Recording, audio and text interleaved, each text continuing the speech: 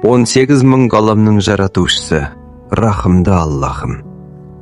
Жүрегімізде мәңгі орын алған Асқар Тау әкеміз, Ниязбекұлы Наятулла мен аяулы анамыз Салықбай қызы Серікгүлді өз мейіріміне бөлей көргейсін. Олардың өмір бойы жасаған жақсылықтарын, төккен маңдай терін сауапқа айналдыра көр. Уа рахымды Раббым, Оларды барлық күнәларынан тазартып, қабірлерін нұрға толтыр.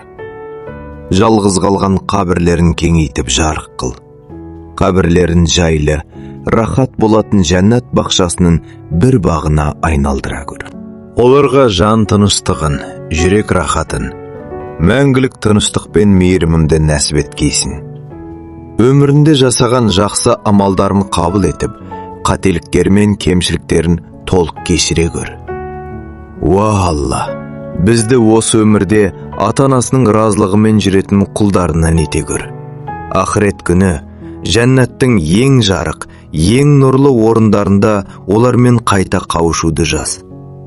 Уа Раббым, ата-анама сенің кең мейірімің мен кешіріміңді, нұрлы орын мен жоғары дәрежелерді нәсіп ете көр.